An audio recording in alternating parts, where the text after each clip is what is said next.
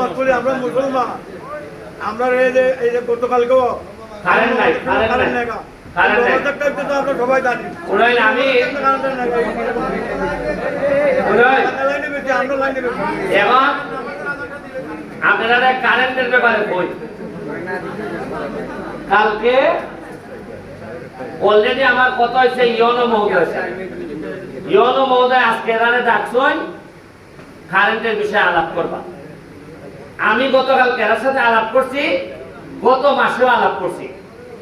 এখন আপনারা বেকারে যখন জিগায় আপনারা একটা ঠান্ডা মাথায় নিয়ে তার লাইন দিছে কারেন্টের, কথাটা মনোযোগ দিয়ে শুনুন।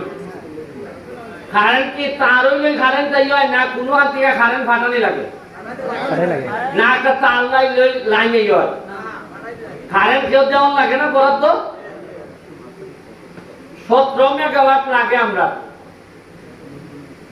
আছে 7 মেগাওয়াট। উনকা কইতে পারেন যে 17 মেগাওয়াট নাই করে কারণ হইল ওই যে ডলারের দাম বাড়ছে, শুনছেন দাম বাড়ার কারণে বিদেশ থেকে যে তেল বা গ্যাস আইনা ফুরাইলে পরে কারেন্ট উৎপন্ন হয়। আপনারা যখন আমার শ্বশুর মারা গেছেন পরশুদিন, তাই তো মরে গেছেন, তাই তো শেষ। আমরা তো জানাজা বুঝে আইছি, আমি তো আমার বাসাতে আইছি সোনারঘাট, তাইনের বাড়ি অভিগঞ্জ। কিন্তু আস্তে আস্তে তার ভাই কোনি আমার ওই দেয়ার আমার শালা সম্বন্ধে তার ভাই না, কারণ হইলে বাপ যখন নাই আগে মাইছে মাত্র এক জাত, ওকা মাথে আরেক জাত। বাপ আছে চেয়ারম্যান হিসাবে ফুলাইনে আদর করতে এক জাত, খাল পাত্তি আমি তার ভাইতেছি যে মাথে আরেক জাত। এর মানে কিটা মানে হইলে ঘটনা তো জানাজার সাথে তো কোনো সমস্যা নাই, জানাজা সুন্দর হইয়া হয়েছে, সাইডে খাওয়াইছিল।